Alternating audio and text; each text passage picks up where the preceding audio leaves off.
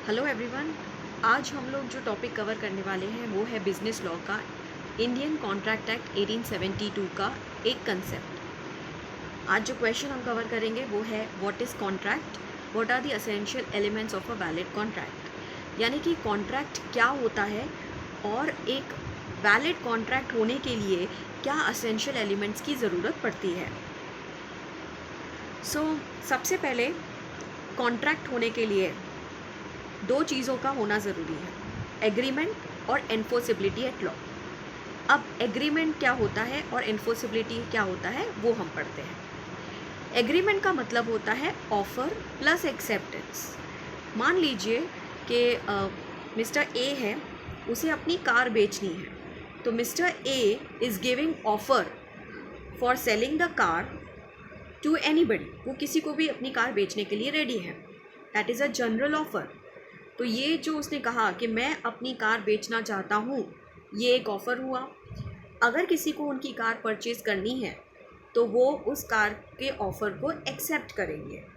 तो जो भी बायर रहेगा, परचेज़र रहेगा, व्हाट ही इज़ डूइंग, वो एक्सेप्ट कर रहे हैं उस ऑफ़र को जो मिस्टर ए ने दिया।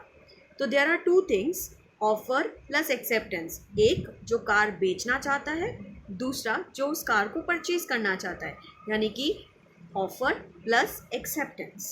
इसे हम कहते हैं एग्रीमेंट। दोनों पार्टीज़ ने यहाँ पे एग्री किया है। एक ने सेल करने का एग्री किया है और एक ने परचेज़ करने का एग्री किया है। बट कॉन्ट्रैक्ट होने के लिए सिर्फ एग्रीमेंट होना ज़रूरी नहीं है, उसके साथ एनफोर्सिबिलिटी एट लॉ का होना ज़रूरी है। अब एनफोर्सिबिलिटी एट लॉ क्या होता है? एनफोर्सिबिलिटी मतलब हमारे लॉ के नज़र में जो भी एक्टिविटी आप कर रहे हो, जिस भी चीज़ को आपने एग्री किया है, वो लीगल होनी चाहिए, यानी कि इलीगल नहीं होनी चाहिए। जैसे आप अगर कोई एग्रीमेंट करते हैं जिसमें आपने लिखा है कि आप चोरी करेंगे, थेफ्ट होगा, रॉबरी करेंगे, तो ये सब हमारा लॉ परमिशन नहीं देता है। सो एनफोर्सिबिलिटी एट लॉ का होना ज़रूरी है। तो एग्रीमेंट का मतलब होता है ऑफर प्लस एक्सेप्टेंस, और जब उसमें एनफोर्सिबिलिटी भी आ जाती है तब हम उसे कॉन्ट्रैक्ट कहते हैं। अब देखते हैं डेफिनेशन। ये डेफिनेशन पोलॉक ने दिया है। Every agreement and promise enforceable at law is contract. Contract क्या होता है? हर वो एग्रीमेंट और हर एक वो प्रॉमिस जिसको हम लॉ के नज़र में एनफोर्स कर सकते हैं, उसे हम कॉन्ट्रैक्ट कहते हैं। एक और डेफिनेशन इंडियन कॉन्ट्रैक्ट एक्ट 1872 में दिया हुआ है। Under section 2 subsection H, contract is defined as an agreement enforceable by law, यानी कि ऐसा कोई भी एग्रीमेंट जिसको हम लीगली एनफोर्स कर सकते हैं, तो उसे हम कॉन्ट्रैक्ट कहते हैं। अब देखते हैं हम essentials of a valid contract और एग्रीमेंट, यानी कि कब हम कहेंगे कि ये कॉन्ट्रैक्ट जो है वो वैलिड है या ये जो एग्रीमेंट है वो वैलिड है। जब उसमें ये सारी पॉइंट्स जो आपकी स्क्रीन पे दिख रही हैं वो प्रेजेंट रहेंगी तो वो कॉन्ट्रैक्ट वैलिड होता है। सबसे पहले दिया गया है ऑफर एंड एक्सेप्टेंस। कॉन्ट्रैक्ट बनने के लिए ऑफर और एक्सेप्टेंस का होना ज़रूरी है। There should be one party, एक पार्टी ऐसा होना चाहिए जो ऑफ़र दे रहा हो और दूसरा पार्टी उस ऑफ़र को एक्सेप्ट कर रहा हो। मतलब ऑफ़र और एक्सेप्टेंस दोनों चीज़ें होना ज़रूरी है, प्लस दो अलग पार्टीज़ होने ज़रूरी है। हम खुद को ऑफ़र नहीं दे सकते। I want to sell my car, तो मैं खुद को कार नहीं बेच सकती ना, मैं तो किसी को भी बेच सकती हूँ कार। तो कम से कम दो पार्टीज़ का होना ज़रूरी है और ऑफ़र और एक्सेप्टेंस का होना ज़रूरी है। सेकेंड पॉइंट है कंसीडरेशन। कंसीडरेशन का मतलब होता है समथिंग इन रिटर्न। हमारे एग्जाम्पल में जैसे मिस्टर ए अपनी कार बेचना चाहता है, तो वो कार उसके हाथ से जाएगी, लेकिन बदले में उसको क्या मिलेगा? पैसा। तो ये जो पैसा उसको मिल रहा है, that is something in return. Similarly जो बायर है उसके हाथ से पैसा जा रहा है, लेकिन उसके हाथ में क्या आ रहा है? कार आ रही है। तो उसके लिए कंसीडरेशन क्या हुआ? कार। तो कंसीडरेशन का मतलब ये नहीं होता है कि आपको पैसा मिलना चाहिए। कंसीडरेशन का मतलब होता है समथिंग इन रिटर्न। इसका मतलब कैश भी हो सकता है, काइंड भी हो सकता है।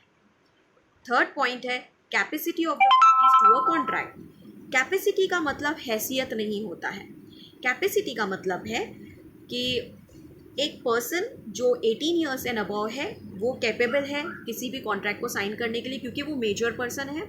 18 साल के बिलो जो रहते हैं वो माइनर चाइल्ड हो जाते हैं, इसीलिए वो कॉन्ट्रैक्ट में एंटर नहीं कर पाते हैं। तो minor child is not in a capacity to enter into a contract. Similarly ऐसा पर्सन जो अनसाउंड माइंड का नहीं होना चाहिए, यानी कि जो अपना डिसीजन रैशनली ले सकता है, जिसे पता हो कि क्या सही है और क्या गलत है, और वो साउंड माइंडेड का हो, तो वो केपेबल है कॉन्ट्रैक्ट में एंटर करने के लिए।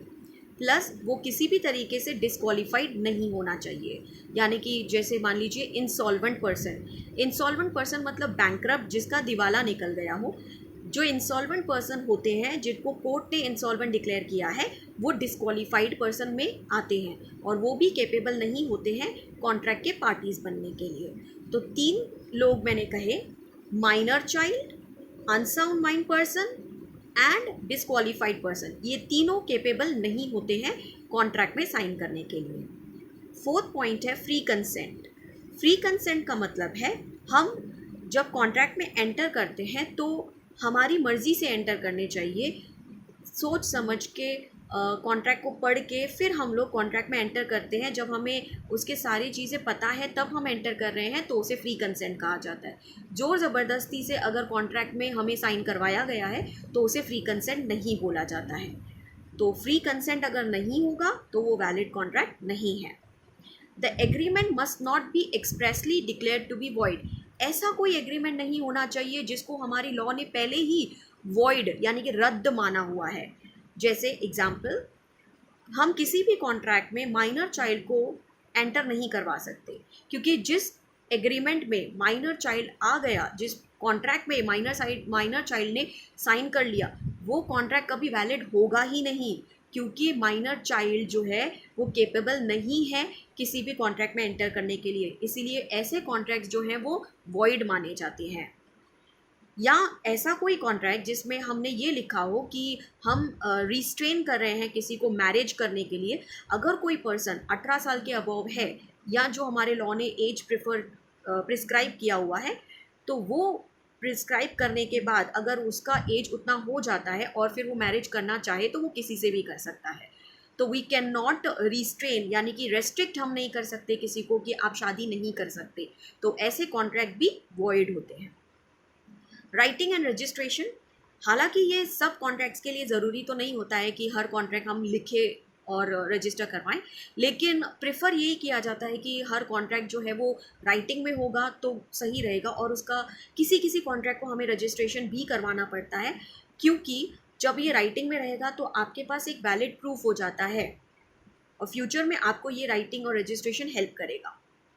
Intentions to create legal relations, देखो जब हम कॉन्ट्रैक्ट साइन करते हैं तो डील जो भी हम करते हैं, हमारा इंटेंशन होना चाहिए लीगल रिलेशन बनाने का। फॉर एग्जाम्पल, अगर एक फ्रेंड दूसरे फ्रेंड को डिनर पे इनवाइट कर रहा है तो वहाँ पे कोई लीगल रिलेशन नहीं है, यहाँ पे सोशल रिलेशन है। मैंने अगर किसी पर्सन ने किसी दूसरे पर्सन को डिनर के लिए इनवाइट किया, that is not a legal relation. वहाँ पे इंटेंशन जस्ट गेट टुगेदर था, सोशल मीटिंग था, not creating any kind of legal relation. तो कोई भी कॉन्ट्रैक्ट आप साइन करते हो तो आपको ये देखना है कि आपके इंटेंशंस सच में उसको सेल करने का है, सच में परचेज करने का है, तो मतलब डील जो है वो लीगल होनी चाहिए। नेक्स्ट इज सर्टेनिटी, जो भी आपके टर्म्स एंड कंडीशंस हैं, I want to sell my car, लेकिन कौन सी कार, मॉडल कौन सा, डिटेल्स चाहिए, अमाउंट चाहिए, तो ये क्लियर होना चाहिए, वेग नहीं होना चाहिए, कंफ्यूजिंग नहीं होना चाहिए कि अरे ये कार बेचना चाहता है लेकिन कौन सी कार, कौन सा मॉडल, कौन सा कलर, कितने में, कैसा पेमेंट चाहिए, ये सब चीज़ें terms and conditions very much clear होनी चाहिए दोनों पार्टीज़ को। पॉसिबिलिटी ऑफ परफॉर्मेंस, आप जो भी कॉन्ट्रैक्ट करते हो वो कॉन्ट्रैक्ट में आपको ये चीज़ देखना है कि वो पॉसिबल भी है परफॉर्म करने के लिए। अगर मैं ये बोलूँ कि मैं ऐसा कॉन्ट्रैक्ट कर रही हूँ जिससे मैं ये बोलती हूँ कि मैं बारिश करवा दूँगी, तो ये तो मेरे हाथ में है ही नहीं। कोई भी नेचुरल कैलामिटीज़ करवा दूँगी, ये तो मेरे हाथ में है ही नहीं। या मैं ताजमहल को बेच दूँगी, ये भी मेरे हाथ में नहीं है। सो आपको कॉन्ट्रैक्ट में ये चीज़ देखना ज़रूरी है कि पॉसिबिलिटी है उस चीज़ को परफॉर्म करने की या नहीं है। And last one is a lawful object, आपका जो भी मकसद हो उस कॉन्ट्रैक्ट में, जो भी आपने लिखा हो, like I want to sell my car, car sell करना कोई प्रॉब्लम नहीं, you can, if you are the owner of the car you can. लेकिन अगर आपकी ये कार है ही नहीं, चोरी की कार है, तो आप उसको बेच नहीं सकते, ये लॉफुल ऑब्जेक्ट नहीं हुआ, वो इलीगल थिंग हुआ, आप किसी दूसरे की चीज़ को बेच नहीं सकते। सिमिलरली मैं अगर कॉन्ट्रैक्ट दूँ किसी को मारो जाके, तो वो कॉन्ट्रैक्ट भी वैलिड नहीं होगा, क्योंकि उसका मकसद उसका लॉफुल ऑब्जेक्ट नहीं है। तो किसी भी कॉन्ट्रैक्ट को वैलिड कॉन्ट्रैक्ट होने के लिए ये 10 पॉइंट्स का होना ज़रूरी है। So these were the essentials of a valid contract. Thank you very much. Please do subscribe and follow my channel, and please do like the channel. Thank you very much.